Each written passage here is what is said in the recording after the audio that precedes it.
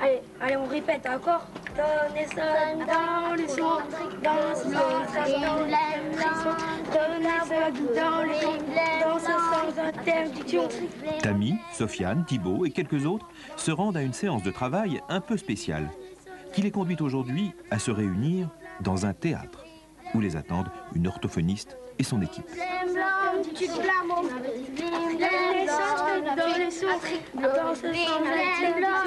La tâche d'un orthophoniste, c'est de rééduquer les troubles du langage.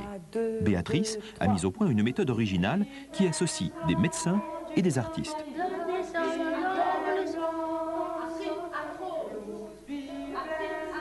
Par exemple, ici, on apprend en chantant et en se déplaçant dans l'espace à construire une phrase.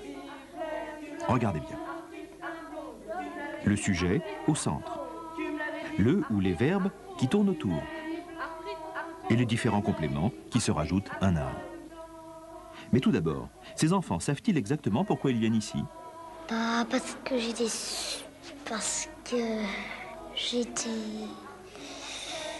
je suis dyslexique.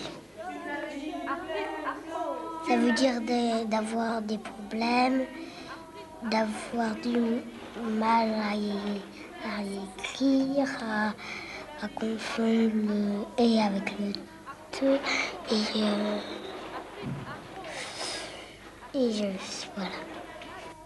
voilà. J'avais des problèmes de langage énormes. J'étais timide aussi, très timide à l'écrit et à l'oral. Je me suis améliorée, mais il en reste encore. On le voit, ces enfants sont très conscients de leurs difficultés et en connaissent le nom savant, dyslexie. Ce trouble particulier rend les médecins perplexes, car les examens neurologiques ne montrent rien d'anormal. Les circuits du cerveau paraissent intacts. C'est comme si vous leur donnez rendez-vous au bout de la rue et qu'ils font 3 fois le tour du quartier avant d'arriver. C'est ce qui se passe au niveau cérébral. Donc, perdant du temps, ils ne trouvent plus le pourquoi du comment et ils n'arrivent plus à leur objectif. Près de 10% des enfants scolarisés ont des problèmes de cet ordre. Dyslexie, dysorthographie, dysgraphie. C'est à l'école que le trouble se révèle. Et c'est là que parfois, le problème tourne à la catastrophe pour l'élève dyslexique. S'il a 40 fautes, il va avoir 0. S'il fait beaucoup de progrès, et qu'il n'a plus que 20 fautes, il va avoir 0. Or, il aura fait déjà un effort considérable. Pourquoi à l'école, on n'encourage pas les dyslexiques? Parce qu'il n'y a pas d'information par rapport à cela. Un dyslexique a extrêmement besoin d'être encouragé et valorisé. Collectionner les zéros, c'est très dévalorisant. L'élève se décourage, déprime et perd confiance en lui. Ça peut être au niveau des autres qui se moquent de moi, au collège, enfin à l'école. Même il y a une année où j'y étais, où il y avait plusieurs enfants qui se moquaient de moi. Et depuis que je parle mieux, ça y est, maintenant ils me comprennent. Enfin, ils essayent de me comprendre. Un dyslexique a beaucoup de mal à apprendre à lire. Et une fois qu'il arrive à lire, il a beaucoup de mal à placer les lettres dans l'ordre qui convient.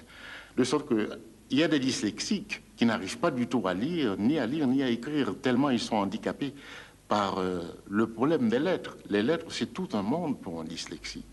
C'est pourquoi un exercice essentiel consiste à représenter les lettres avec son propre corps. Ici, les enfants dessinent leur idée de la lettre C. Vous n'êtes pas obligés de tous faire la même chose que Marine. Alors, vous commencez par dessiner, Marine, ok. En même temps, un autre groupe reproduit la position des corps sur le papier et cherche à identifier la lettre. Lola, Kevin, Elodie. D'accord. Est-ce que vous voyez un C là? Non? On dit c'est à l'envers, moi je veux. À l'envers. Donc, Kevin change encore, elle n'est pas contente. Mais tu vas faire juste en sorte qu'elle soit contente, va. Et là, ça te plaît?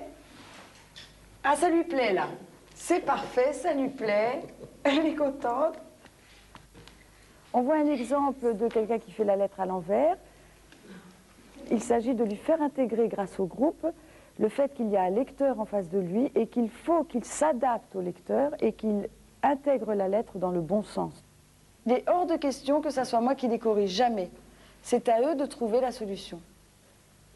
Et quand ils l'auront trouvée grâce à leur corps, ils la perdront jamais. Ça sera acquis définitivement. Sofiane, tu répètes? Un autre exercice, mais individuel celui-là. Répéter les sons.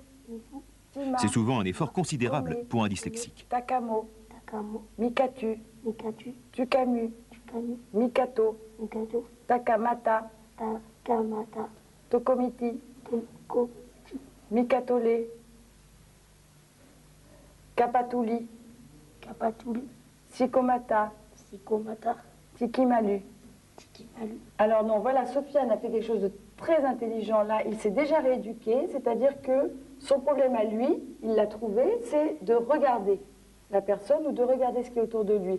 Là, il s'est caché les yeux et il a parfaitement réussi à répéter. Il a fait que 2 erreurs qui sont vraiment, que tout le monde ferait, même vous.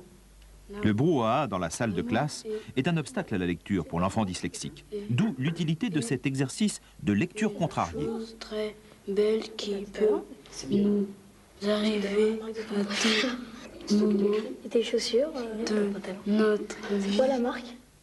Des exercices de ce genre qui introduisent des éléments perturbateurs dans le flot du discours ou dans la fluidité d'une compréhension sont particulièrement importants pour développer la mémoire notamment. Et cela l'oblige à se concentrer davantage. De tous ces journalistes qui venaient le voir à la Un autre exercice de concentration, appelé le jeu des ombres. à longueur de journée. La difficulté ici ne consiste pas à lire, mais à répéter en écho ce qu'on entend. Ses amis d'enfance. Le compositeur était affolé. Alors, il alla dans la forêt. Il allait dans la forêt. Où il l'avait trouvé. Il le cherchait. Puis on échange les rôles. Les élèves s'entraînent les uns les autres. C'est très important d'inverser les rôles pour que chacun le vive. Et c'est ce qui se passe à l'école, c'est-à-dire que quand ils ont des mauvaises notes ou qu'ils disent mal en classe, on ne va pas leur faire reprendre, on va se moquer d'eux ou on va leur dire qu'ils sont nuls.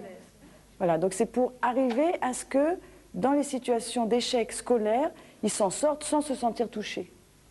Je me suis rendu compte que le langage n'est pas qu'un instrument de communication. Le langage n'est pas fait seulement pour parler, pour communiquer. Le langage est fait pour vivre.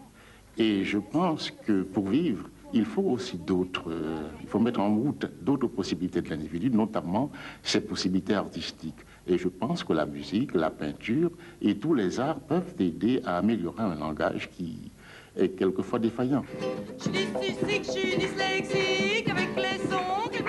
Avec cette orthophoniste novatrice et son équipe, on s'amuse, on rit.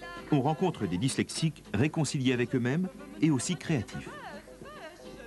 À propos, saviez-vous qu'Andersen, l'auteur de La Petite Sirène, était dyslexique lui aussi?